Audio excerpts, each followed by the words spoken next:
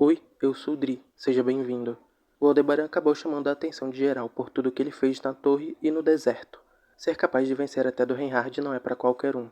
Ele foi capaz de superar obstáculos que seriam impossíveis sem o retorno através da morte. E agora, depois das batalhas no começo do arco, ele irá enfrentar os membros da facção Felt e o exército pessoal dela. 500 pessoas apareceram para que pudessem pará-lo. E agora o Aldebaran será obrigado a derrotar toda essa gente se ele quiser chegar ao seu objetivo. Um novo obstáculo se pôs no seu caminho, e o que resta agora é enfrentar todas essas pessoas. Para isso, Aldebaran terá que se tornar um exército de um homem só. Mas, antes do vídeo começar, já deixa o teu like, se inscreve, comenta, compartilha. Para quem quiser me ajudar financeiramente, o link do LivePix vai estar aí na descrição. E também confere o link para a Amazon, para poder comprar os volumes oficiais e traduzidos da Light Novel. Agora vamos para o resumo. Começamos esse capítulo com o POV da Petra ao livro do Subaru de novo. Dessa vez, eles escutam as palavras de afeição da bruxa. No mundo onde tudo seria consumido, eles podiam sentir algo se despedaçar e enquanto isso, a bruxa estava confessando o seu amor. No meio daquelas sombras, uma alma foi capaz de perceber que tudo, importante ou não, havia sido perdido. Mas ainda assim, aquela alma se perguntava algumas coisas. Ela se perguntava o porquê de ela não ser capaz de aceitar aquela situação, o porquê de não recusar aquela confissão, e o porquê de não ser capaz de desistir mesmo tão perto do fim. A resposta para isso, a própria alma sabia. Era porque aquela alma era gentil. A alma gritou com tudo que pôde, tentando rejeitar aquela confissão, mas só rejeitar não iria afastar aquilo. Ali, a fagulha de uma possibilidade surgiu. Mesmo que o primeiro, segundo e terceiro lugar do coração daquela alma já tivessem sido totalmente tomados por outras pessoas, um vislumbre ainda era possível. Mas por esse amor que era tão invasivo, eles não sentiam pena. Como consequência dessa apatia, a bruxa repete incontáveis vezes a sua confissão. Eu te odeio. Eu nunca vou te amar. Eles recusaram o amor da bruxa. Aquele garoto olha para o seu braço e vê um lenço branco que havia recebido de uma garotinha. Ali, ele sabia que seria o fim. O POV muda. O Aldebaran se vê em uma situação complicada. Agora ele vai ter que encarar uma tropa de mais de 500 pessoas que irão lutar com tudo. Ele já esperava isso. No momento em que ele deixou a Flan viver, ele já sabia que suas ações seriam comunicadas à facção Felt e também ao Conselho dos Sábios. Já esperando que inimigos formidáveis apareceriam, o Aldebaran mandou Alcânica ir em outra direção com o intuito não só de servir de isca, mas também de limpar o caminho, de já de antemão lidar com aqueles inimigos que iriam atrás dele de qualquer jeito. Porém, as coisas não foram como ele tinha planejado. O Aldebaran reclama por ter que enfrentar várias estrelas nesse palco, mas rapidamente ele deixa seus lamentos de lado e começa uma reunião estratégica. Ele explica para os dois que estão com ele que mais adiante há uma tropa de mais de 500 pessoas. A Yai fica confusa em como eles foram capazes de reunir tanta gente. Já o Henkel, além de ficar em choque com o tanto de gente, fica confuso em como Aldebaran descobriu essa informação, não só da quantidade de pessoas. O Aldebaran deu uma descrição muito boa de quem são os inimigos. É uma tropa enorme, não são cavaleiros, mas eles têm certa experiência em combate. Claro que o Henkel questionaria isso, mas Aldebaran já logo dá um fecho nele, dizendo que o combinado foi que o Henkel não questionaria o Aldebaran em hipótese alguma. A Yai pergunta o que eles vão fazer quanto a isso, e o Aldebaran pergunta se ela não pode lidar com isso, já que ela, a princípio, devia ser o ápice de um shinobi. Mas ela diz que não consegue lidar com tanta gente, porque não é assim que um shinobi age. Matar tanta gente é o trabalho de alguém como Cécilos. O Aldebaran já trabalhou ao lado dele antes, e ele reconheceu seu poder como sendo do mesmo patamar que o do Reinhard, como algo absurdo. O Aldebaran já até aspirou a ser alguém com esse tipo de poder, mas ele desistiu quando ainda era um adolescente. O Aldebaran define os próximos passos do grupo. Eles iriam tomar um desvio no caminho. Para Aldebaran, seria o suficiente já que o pessoal da Felt não parecia saber onde eles estavam exatamente. Se esse não fosse o caso, a Graça já teria lançado um ataque surpresa neles. Isso leva a crer que o máximo que eles sabem é que o grupo do Aldebaran está na floresta. Então se eles fizessem tudo direitinho, eles poderiam dividir essa tropa até que bastante. Na hora que o Aldebaran ia começar a se mexer, a Yaya alerta ele que o pessoal começou a se mexer também. E vindo de lá, o Aldebaran viu diversas toras de madeira sendo arremessadas na direção da floresta, uma após a outra. O POV muda. A Felt tá lá com a galera dela, só observando a situação. A relação dela com o Aldebaran não era nada demais. Ele não era um aliado que perdeu a cabeça, e nem alguém com quem ela tinha uma profunda relação. Então ela estava com uma certa dúvida. Ela não sabia se era apropriado chamar o Aldebaran de inimigo ou não. mas chamar ele assim aumentava a moral do exército dela. Então ela o nomeou como tal. A Felt encara a floresta, se perguntando se não gritou para um local vazio, pensando que talvez o inimigo não estivesse lá. Mas o líder da balança, Manfred Madison, assegura ela de que ele está lá sim. Era comum para os membros da balança tatuar uma em algum lugar do corpo como sinal de lealdade. Mas o Manfred tinha balanças por todo o corpo, na cara, na careca, no olho. Ele era capaz de dar a certeza de que o Aldebaran estava lá para Felt, por causa da proteção divina da visão de longo alcance. Esse olho que ele estava usando, até um instante atrás, estava coberto de tatuagem. Mas quando ele usou a proteção divina, o olho dele mudou. Isso porque esse olho que ele usou era totalmente diferente. Era o olho esquerdo de alguém que serviu Manfred. A Felt pergunta como ele conseguiu roubar uma proteção divina, mas ele responde que o método para isso é um segredo da balança. A Felt não duvidava da capacidade dessa proteção divina, já que ela mesma já foi alvo dela no passado. O velho Ron chega ali já anunciando que eles vão começar a se mexer. O velho Ron fala sobre como as toras das árvores de Piro não param de queimar tão fácil quando estão verdes, e que por isso elas produzem muita fumaça, mesmo jogando água. Eles começaram a atirar elas na direção da floresta. O Gaston e outros que possuem uma grande força bruta lançaram elas.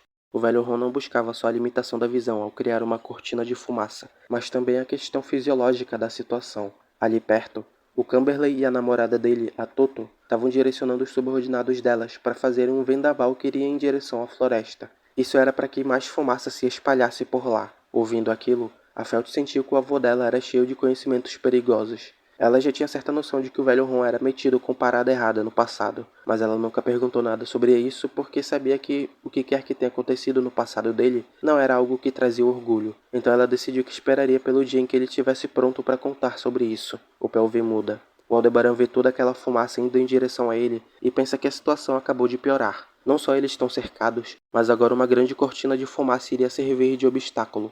O Henkel, de novo, se desespera e Ai tenta acalmar ele, mas sobra para o Aldebaran fazer ele se calar. O Aldebaran não conseguia tancar aquela fumaça. Ele pergunta para Ai se ela conseguiria, mas ela diz que ainda ficaria com os olhos marejados e com uma crise de tosse caso inalasse aquilo, mesmo que ela seja capaz de suportar tortura e seja resistente a veneno. Com essa estratégia, o Aldebaran pensa que a Felt foi capaz de cercar uma floresta que não poderia ser cercada nem por mais de 500 pessoas. Mas ele reajusta o pensamento dele, ao cogitar a possibilidade de que eles teriam um bom estrategista do lado deles. Com o tempo de descanso e o tempo que eles levaram para se locomover, o prazo de 7 dias foi diminuído para 6. O Aldebaran não poderia perder muito tempo nessa batalha. Ele toma uma decisão. Ele manda Ai apontar o caminho que o vento está fluindo, e manda o Henkel seguir as direções dela e cortar as árvores que estão no caminho. Depois de se mover por uma grande distância, o Aldebaran precisaria remarcar seu território. Ele fica receoso se essa era a melhor decisão a se tomar. Definitivamente, a vitória do Aldebaran era garantida.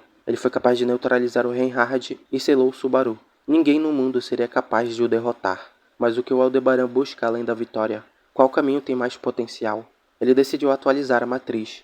A vida era feita de escolhas, e muitas pessoas se viam obrigadas a tomar uma decisão no calor do momento, no improviso. Para o Aldebaran não era diferente.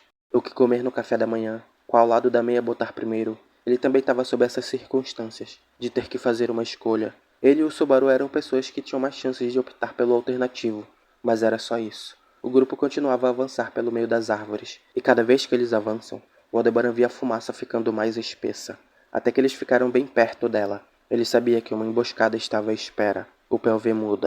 No comando de uma das unidades estava o Latins, estacionado numa das saídas da floresta. Ele estava em choque que a vida dele virou ao ponto de ele se ver envolvido com o santo da espada, o dragão divino e a bruxa da inveja. Alguém que estava do lado dele grita, alertando aos outros que o movimento foi detectado. O Latin estava esperando pela aparição do Aldebaran e do grupo dele, mas o que apareceu foi outra coisa. Uma árvore foi atirada neles com a força de uma bala de canhão. Aquela árvore era mais grossa que o torso do Gaston e tinha mais de 10 metros.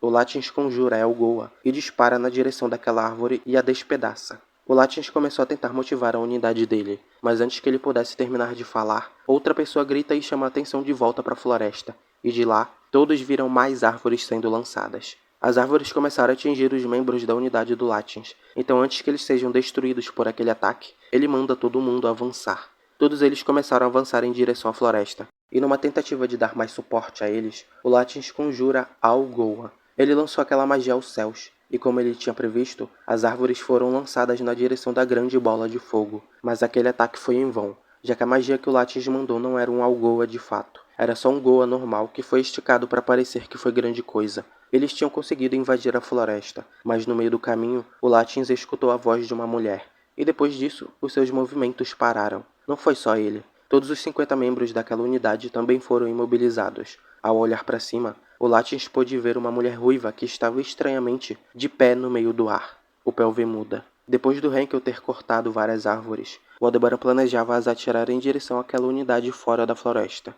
Ai Ai criou uma plataforma de lançamento usando as árvores cortadas. O Aldebaran manda o Henkel puxar os braços o mais forte que ele puder para que as árvores sejam lançadas. O que estava acontecendo aqui era que o Aldebaran usou seus conhecimentos para criar um estilingue gigante para lançar as árvores. A primeira bola de fogo foi destruída, mas a segunda bola de fogo acabou assustando o Henkel, o que fez com que ele atirasse sem que o Aldebaran mandasse. Isso resultou neles não sendo capazes de lidar com a maioria das pessoas daquela unidade. Ai Ai teve que lidar com essa falha do Henkel. Ela prendeu todos eles com fios que saíam dos dedos em suas mãos. Essa era uma técnica shinobi chamada Técnica dos Fios de Ferro. O Aldebaran olha para aquela cena e pensa que quando a luta não é 1 contra 1, a dificuldade aumenta drasticamente para ele. Igual como foi na batalha contra o Garfio e o Ezo na Torre de Pleiades. A vitória do Aldebaran seria um fato, independente de quantos fossem. Mas é inegável que a quantidade de loops dele seria bem maior se ele tivesse enfrentado mais gente. Naquela luta, o Aldebaran fez o que pôde para diminuir o número de oponentes para 1, provocando o Garfio para tentar separar ele do Ezo. Mesmo o Reinhard seria derrotado no 1 contra 1 se o seu oponente fosse o Aldebaran.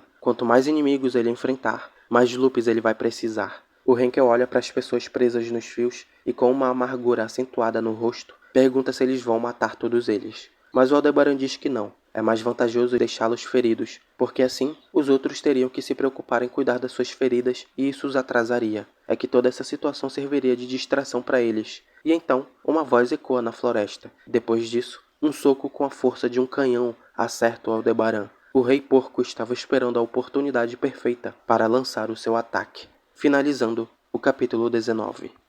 Nesse capítulo foi citado que a Felt tem uma ideia de que o Velho Ron esconde alguma coisa sobre o passado dele, e que ele tem muita vergonha sobre esses tempos. O Velho Ron nunca contou nada sobre como ele era um dos generais na Guerra Demi-Humana. Com certeza isso vai ser um tópico que vai voltar à tona em algum momento. O arco do heroísmo trágico está definido para ser o arco onde a facção Felt vai ter um certo destaque. Então a gente pode esperar um desenvolvimento da facção dela, o que é legal. Seria bom ver um desenvolvimento do Reinhard. Mas os outros personagens da facção também merecem os seus momentos de destaque. A gente teve um vislumbre de melhores momentos do Ezo. A gente teve o Reinhard lutando lindamente. A facção Felt ainda tem muito potencial a ser explorado. Talvez com toda essa parada do Velho Ron, a Felt acabe se envolvendo um pouco mais nesse assunto da Guerra Demi-Humana. Ela disse que iria destruir o reino do jeito que ele é agora. E o que mais tem em Lugnik é preconceito. Ela pode dar um help absurdo nessa situação. Talvez a gente saiba mais sobre a guerra até. Porque lembrando, a guerra se iniciou porque os representantes dos humanos e dos demi-humanos foram assassinados durante um encontro que selaria a paz entre as raças. E ninguém sabe quem matou eles. Esse mistério ainda tá no ar aí. Mais uma coisa aqui. Só agora eu fui perceber um detalhe estranho sobre essa missão do Aldebaran. É um negócio óbvio, mas me passou despercebido. Eu acho que passou despercebido. Eu pelo menos não lembro de ter comentado isso. Por que essa missão tem esse prazo de 7 dias? Tipo assim, o jeito que o Aldebaran tem falado sobre esse prazo nesses últimos capítulos dá a entender que ele tem um tempo limitado para completar a missão, e é especificamente 7 dias. Por quê? O Aldebaran fala como se, caso ele não complete a missão nesse tempo, ele vai falhar para sempre. Eu pensava que esse prazo tinha sido estipulado por ele mesmo, mas não. Parece mais como se o tempo limite fosse contado a partir do momento em que o Subaru fosse selado. Será que o Alshamak tem um tempo limite de duração? Essa talvez seja uma das maneiras que o Subaru pode acabar saindo do selo. O tempo limite passa e o Subaru sai. Eu tenho essa impressão porque o Aldebaran tá sempre falando sobre como um dia já foi gasto. É como se ele não tivesse todo o tempo do mundo para fazer isso. É estranho. A princípio ele devia ter todo o tempo que ele quisesse enquanto tiver a posse do orbe do Alshamak. Mas parece que não é desse jeito. Vai ver, é isso mesmo. Talvez o Alshamak de fato tenha um tempo limite. De qualquer jeito, o Aldebaran tá correndo contra o tempo. E cada vez que ele encontra um inimigo novo, a sua fadiga vai aumentando, o estresse também, e o seu tempo diminui.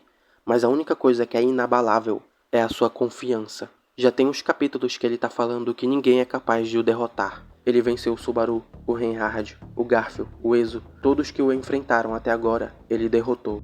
Mas essa confiança já existia antes mesmo da luta contra o Santo. Ele desafiou os maiores absurdos do mundo e prevaleceu, morrendo mais de 130 mil vezes. quando enfrentou o escudo do santuário. E o segundo mago mais forte, ele roubou o corpo do dragão divino. Quando enfrentou o santo, ele fez cair do céu uma estrela e transformou o deserto no inferno. Dessa vez ele enfrentará a candidata à rainha de Lugnica, que representa o leão dourado. Consequentemente, irá superar o seu exército de mais de 500 homens. Ou seja, ninguém será capaz de o parar. O homem que procurava se tornar ele mesmo. A estrela seguidora. Seu nome era Aldebaran. Na terra, no mar e no ar, ele é aquele que vencerá todas as batalhas. O autoproclamado invencível. Se for no 1 contra 1, até mesmo Reinhard perderá, ele disse. Se for no 1 contra 1, aposte em Aldebaran. Antes de finalizar o vídeo, eu gostaria de deixar aqui um agradecimento a 2 pessoas que fizeram doações no LivePix. Primeiro ao Mitran Manovic, que me mandou R$5. Esse cara que ele mandou essa doação faz muito tempo. Eu até agradeci ele quando ele mandou mensagem falando isso. Mas enfim, vou agradecer aqui no vídeo também. Mitran, valeu aí. E também ao Renan S. Mop. Ele me mandou R$8 e isso foi mais recente. Mas enfim, não esquece de deixar o like, de se inscrever no canal e de conferir os links na descrição. Espero que tenha gostado do vídeo. Muito obrigado por ter assistido do início até o final. Valeu, falou e nos veremos em breve.